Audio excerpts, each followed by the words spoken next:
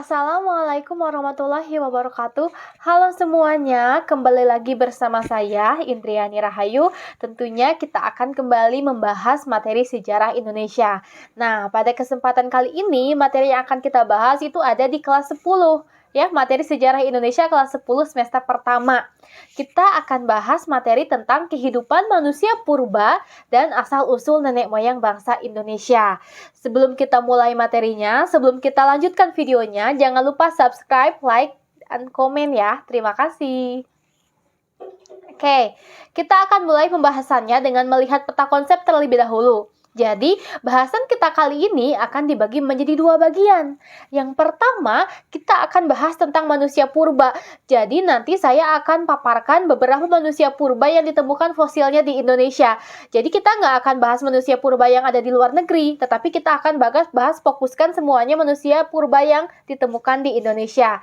Di antaranya ada apa aja? Saya beberapa contohkan, ada Meganthropus paleojavanicus, ada Pithecanthropus erectus, dan ada jenis-jenis Homo sapiens. Jadi nanti kita akan uraikan satu persatu manusia purba yang ada di Indonesia. Yang kedua, kita akan bahas juga tentang asal-usul nenek moyang bangsa Indonesia. Nantinya kita akan bahas bagaimana kedatangan bangsa Proto-Melayu, bagaimana kedatangan bangsa Detro-Melayu, dan nantinya di Indonesia zaman sekarang ini, bangsa-bangsa ini menjelma menjadi bangsa atau suku apa sekarang di Indonesia. Oke, yang pertama kita akan bahas tentang manusia purba di Indonesia. Jadi, bagaimana cara kita mengetahui kehidupan manusia yang hidup pada masa awal? Bagaimana cara kita mengetahui kehidupan manusia purba pada zaman dahulu? Sedangkan kitanya saja hidupnya baru zaman sekarang. Dan kita tentunya tidak bisa menyaksikan lagi bagaimana realnya kehidupan mereka pada zaman dahulu.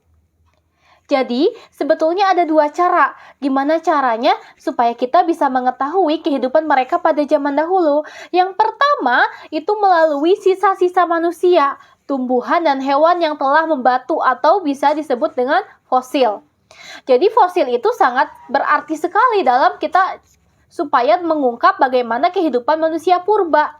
Jadi, dengan adanya fosil, sedikit demi sedikit kita akan mengetahui manusia purba itu seperti apa bentuk fisiknya, manusia purba itu seperti apa, tata cara kehidupannya, itu bisa ditemukan, juga bisa kita ungkap dengan ditemukannya fosil. Yang kedua, kita bisa tahu cara kehidupan mereka itu dengan benda-benda peninggalan mereka. Jadi mereka itu menghasilkan budaya-budaya atau hasil kebudayaan yang dihasilkan oleh mereka, alat-alat rumah tangganya, bangunan-bangunan mereka, artefak-artefak mereka, perhiasan, senjata, atau fosil-fosil manusia purba yang diketemukan. Jadi, misalnya ditemukan batu hasil-hasil budaya manusia purba. Nah, batu tersebut itu diteliti oleh manusia zaman sekarang untuk dicari tahu batunya waktu itu digunakan untuk apa dan fungsinya untuk apa. Jadi itulah cara bagaimana kita bisa mengetahui bagaimana kehidupan manusia purba pada masa-masa awal. Dengan cara apa? Dengan cara penemuan-penemuan fosil untuk mengetahui bentuk fisiknya, juga dengan cara menemukan peninggalan-peninggalan mereka. Jadi peninggalan-peninggalan mereka itu kan sangat banyak. Ada yang terbuat dari batu, ada yang terbuat dari logam, ada yang terbuat dari berbagai alat-alat atau tulang-tulang. Itu semuanya diteliti oleh manusia atau para peneliti untuk diketahui bagaimana zaman dulu mereka hidup, bagaimana mereka bisa bertahan, dan bagaimana mereka makannya, bagaimana mereka mencari makan, bagaimana mereka membentuk suatu komunikasi antar sesama. Itu dicari tahu melalui peninggalan-peninggalan yang ada di lingkungan pada waktu mereka tinggal. Oke, manusia purba itu apa? Manusia purba adalah manusia yang hidup pada zaman prasejarah atau praaksara. Apa itu praaksara? Pra itu sebelum, aksara itu tulisan. Berarti sebelum dikenalnya tulisan. Jadi manusia purba adalah manusia yang hidup di zaman ketika belum dikenalnya tulisan. Manusia yang hidup pada zaman prasejarah atau praaksara.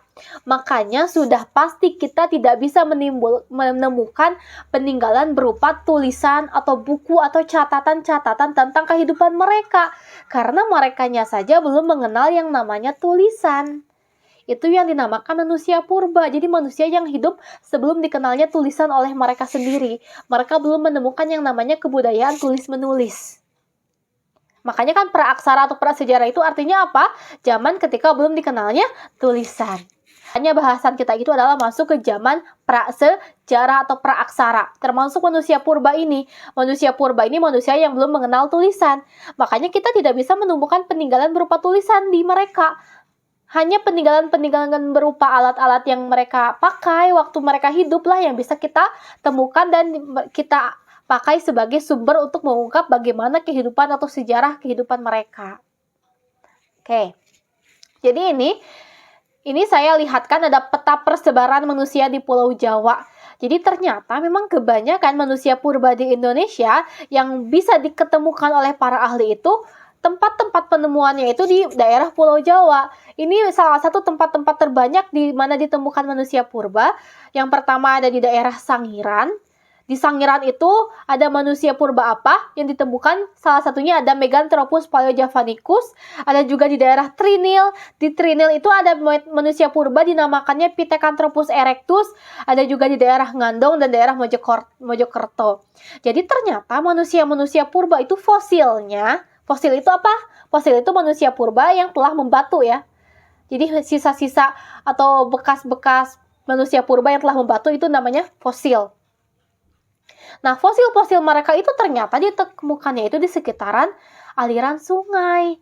Itu berarti apa? Berarti mereka itu hidupnya di dekat sumber air. Karena apa? Air itu salah satu sumber kehidupan yang pasti dibutuhkan oleh seluruh manusia, termasuk manusia purba pada zaman dahulu. Mereka tinggal di sekitaran sungai. Untuk apa? Supaya kehidupan mereka itu bisa terjamin. Karena air adalah sumber kehidupan. Mari kita lihat. Di sini bisa kalian lihat ya. Ada Solo River. Jadi di sekitaran sungai di Solo itu ada beberapa tempat ternyata ditemukanlah fosil-fosil manusia purba. Dan diperkirakan mereka hidup di daerah sana pada waktu itu. Ini daerah-daerah contohnya penemuan manusia purba. Jadi di sekitar Sungai Brantas, di sekitar Solo itu ternyata itu penemuan manusia purba terbanyak di Indonesia, di Pulau Jawa. Oke, kita akan mulai dengan jenis-jenis manusia purba. Di sini saya bagi ada kala, ada manusia purba. Itu maksudnya apa kala? Jadi ternyata manusia-manusia purba itu ditemukan di lapisan-lapisan tanah yang berbeda. Ada yang pertama lapisan Pleistosen, yang kedua ada lapisan Holosen. Di lapisan Pleistosen itu dibagi tiga. Ada lapisan Pleistosen bawah, ada lapisan Pleistosen tengah, ada lapisan Pleistosen atas, dan yang paling atas lagi ada lapisan Holosen. Oke, mari kita bahas satu-satu. Di lapisan Pleistosen bawah, ini yang berarti yang paling bawah ya, ditemukan di lapisan tanah terbawah, ditemukan manusia purba apa? Contohnya, yang pertama ada Meganthropus paleojavanicus. Ini berarti manusia purba yang ditemukan di lapisan tanah paling bawah. Makanya, Meganthropus paleojavanicus itu dikatakan sebagai manusia purba tertua dari Pulau Jawa. Kenapa tertua? Apa sih yang dijadikan alasan dia disebut manusia purba tertua? Karena apa? Karena dia ditemukannya di lapisan Pleistosen bawah. Kalau ditemukannya di lapisan Pleistosen bawah, berarti mereka terkuburnya di paling lapisan tanah terbawah. Berarti hidupnya paling tua. Ya, paling tua berarti hidupnya. Yang kedua, yang ditemukan di Pleistosen bawah ada juga namanya Pithecanthropus mojokertensis dan ada Pithecanthropus robustus. Setelah lapisan Pleistosen bawah, di atasnya ada lapisan Pleistosen tengah. Ada ditemukan manusia purba Pithecanthropus erectus. Yang ketiga ada Pleistosen atas, ada Homo wajakensis dan Homo soloensis. Dan yang keempat ada di lapisan Holosen, itu jenis-jenis Homo sapiens. Nah, manusia-manusia purba ini itu ditemukan di waktu-waktu yang berbeda. Mari kita bahas satu persatu jenis manusia purbanya. Yang pertama kita bahas Meganthropus paleojavanicus. Mega artinya besar. Anthropus artinya apa? Manusia. Paleo artinya tertua. Javanicus dari Pulau Jawa. Makanya Meganthropus paleojavanicus diartikan manusia purba yang besar atau manusia raksasa tertua dari Pulau Jawa. Kenapa dinamakan Javanicus? Karena ditemukannya di Pulau Jawa. Kenapa dikatakan tertua? Karena ditemukannya di lapisan Pleistosen bawah yang tadi saya sebutkan. Di lapisan tanah terbawah. Dia makanya dianggap sebagai manusia purba tertua karena belum ada penemuan lagi yang lebih bawah lagi daripada manusia purba ini. Penemunya siapa? Di antaranya ada von Koningswald. Temuannya apa? Jadi manusia purba yang ditemukan itu fosilnya itu tidak utuh ya. Perlu kalian tahu bahwa manusia purba itu penemuan fosilnya tidak utuh dari kepala sampai kaki, ujung kaki enggak. Jadi hanya bagian-bagiannya saja yang ditemukan. Di antaranya untuk Meganthropus paleojavanicus ini yang ditemukan adalah apanya? Fosil rahang bawah. Jadi ada rahang bawah ditemukan sangat besar dan itu diperkirakan merupakan fosil atau peninggalan dari Meganthropus paleojavanicus. Ditemukannya kapan? Yaitu sekitar tahun 1936 sampai 1941 di daerah Sangiran.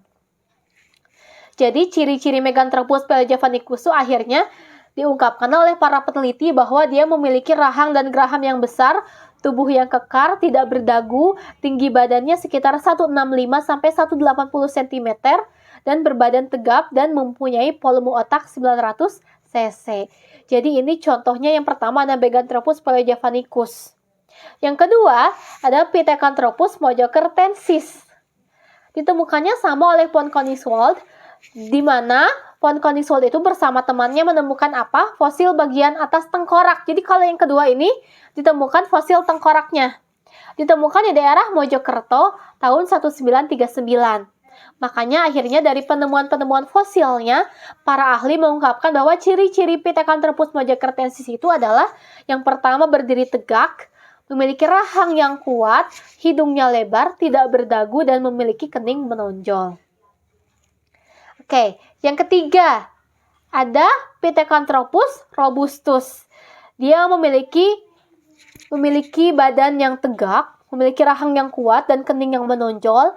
Ditemukan tahun 1939 di daerah Mojokerto, dan apa yang ditemukannya yaitu para peneliti menemukan fosil tengkorak anak-anak. Ditemukan oleh tokoh bernama von Koningswald dan Franz Weidenreich.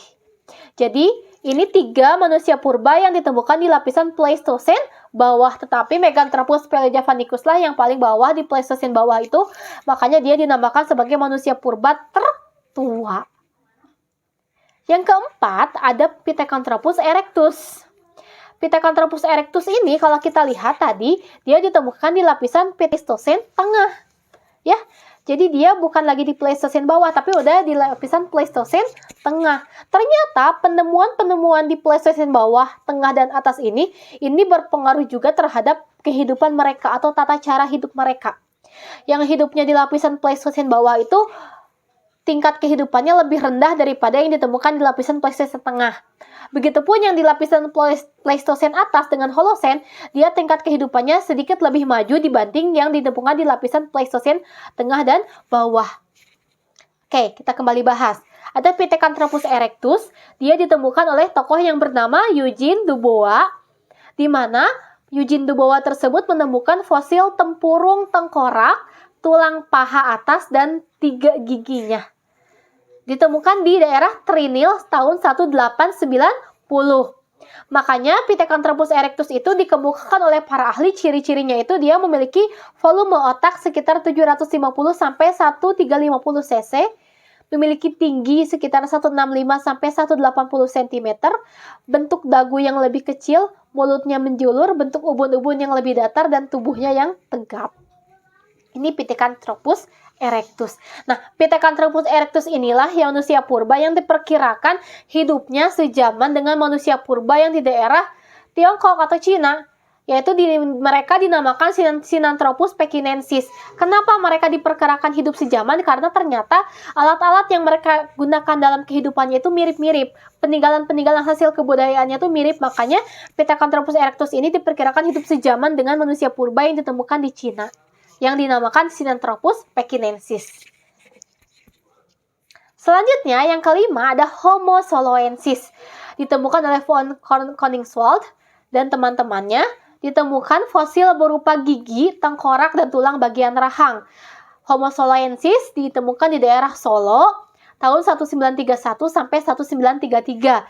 Ciri-cirinya adalah dia memiliki otot pada tengkorak yang mengalami penyusutan, bentuk muka tidak menonjol ke depan, tonjolan pada kening agak terputus di tengah, volume otaknya 750 sampai 1350 cc, berbadan tegap, tinggi tubuh sekitar 165 sampai 180 cm.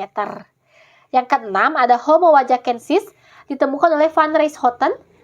Dia menemukan fosil tengkoraknya di daerah Tulung Agung tahun 1889. Di mana ciri-cirinya memiliki tulang dahi yang panjang, bentuk dahi yang menonjol, dan bentuk wajah yang horizontal dan lebar. Tinggi badannya sekitar 130 sampai 210 cm. Jadi kalau dilihat dari tahun, sebetulnya Homo wajakensis ini adalah manusia purba pertama yang ditemukan di Indonesia. Ya. Jadi kalau dilihat dari tahun, Homo wajakensis adalah manusia purba pertama yang ditemukan di Indonesia. Tapi kalau manusia purba tertua di Indonesia adalah Meganthropus paleojavanicus. Meskipun dia tahun-tahunnya itu lebih lama ditemukannya, tetapi dia ditemukan di lapisan tanah paling bawah. Jadi diperkirakan berarti hidupnya paling lama. Sehingga dia dianggap sebagai manusia purba tertua. Jadi manusia-manusia purba ini penamaannya itu kebanyakan berdasarkan di mana dia ditemukan, ya kan? Yang ini Mojokertensis, dia ditemukannya di Mojokerto. Lalu ada juga Homo soloensis di daerah Solo, Homo wajakensis di daerah Wajak, ditemukannya atau Tulung Agung. Jadi kebanyakan penamaannya itu berdasarkan di mana manusia purba itu ditemukan. Lalu ada lagi manusia purba jenis Homo floresiensis. Homo floresiensis adalah manusia purba yang berjenis Homo di Indonesia atau Homo sapiens. Manusia purba ini ditemukan saat penggalian di liang buah di Pulau Flores oleh tim arkeolog gabungan yang terdiri dari Puslitbang Arkeolog Nasional Indonesia dan University of New England. Ciri-cirinya apa? Dia memiliki kepala dan badan yang ukurannya kecil, ukuran bentuk otak yang sangat kecil, volume otaknya 380 cc, memiliki rahang yang menonjol, berdahi sempit, berat badannya sekitar 25 kilo, dan tinggi badannya diperkirakan sekitar 1,06 meter. Jadi ini jenis-jenis manusia purba yang ditemukan di Indonesia. Mari kita lihat ya. Jadi perlu kalian tahu bahwa manusia purba itu tidak ditemukan sama para ahli itu bentuk utuhnya. Dari atas kepala sampai atas kaki itu nggak ditemukan. Mereka hanya menemukan bagian-bagiannya saja. Ada yang menemukan tengkoraknya, ada yang menemukan rahangnya, ada yang menemukan giginya. Makanya kita jangan sampai menjudge manusia purba itu ini bentuknya kayak begini nih. Bentuknya sangat-sangat, misalnya ada yang menyebutkan sangat-sangat jelek dan sebagainya, itu tidak boleh disebutkan seperti itu karena memang kita tidak menemukan bentuk aslinya seperti apa. Ya, kita hanya menemukan tengkoraknya, hanya menemukan rahangnya, makanya diperkirakan bentuknya seperti apa padahal aslinya tidak pernah kita ketahui, ya. Seperti ini nih. Yang pertama ada gambar rahang bawah Meganthropus paleojavanicus. Ada yang kedua ada gambar fragmen rahang atas Pithecanthropus erectus. Yang ketiga ada atap tengkorak Pithecanthropus erectus yang ditemukan oleh Eugene Dubois tahun 1890. Jadi ternyata kan penemuannya itu tidak pernah utuh. Bahkan bentuk mukanya kelihatan seperti apa kan nggak pernah kita tahu. Karena kan pasti sudah udah nggak ada, hanya yang tersisa itu hanya tulang belulangnya saja yang awet, sedangkan kayak kulit, bentuk mata, bentuk hidung seperti apa itu sudah sangat tidak bisa ditemukan karena sudah bersatu dengan tanah.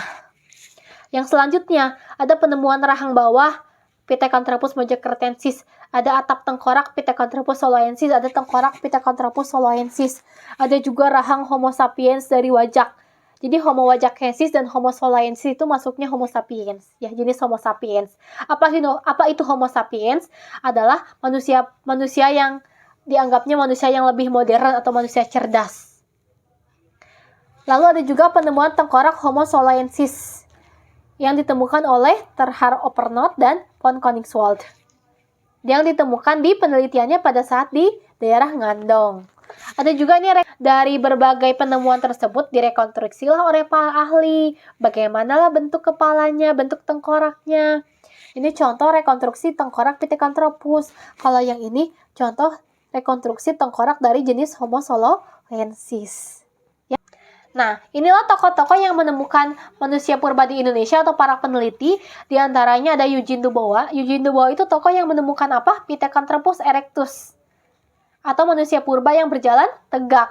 Ada juga Gustav Heinrich Ralph, ada juga Teku Jacob, yang akhirnya mereka itu semuanya meneliti tentang manusia purba di Indonesia. Dan penemuan-penemuan manusia purba akhirnya lah berdiri museum besar di daerah Sangiran di Indonesia. Jadi di Sangiran itu ada museum tentang manusia purba yang isinya sangat komplit. Di sana kita bisa melihat para peninggalan-peninggalan manusia purba zaman dahulu seperti apa di daerah Sangiran. Terima kasih atas perhatiannya. Assalamualaikum warahmatullahi wabarakatuh. Jangan lupa subscribe, like, and comment ya.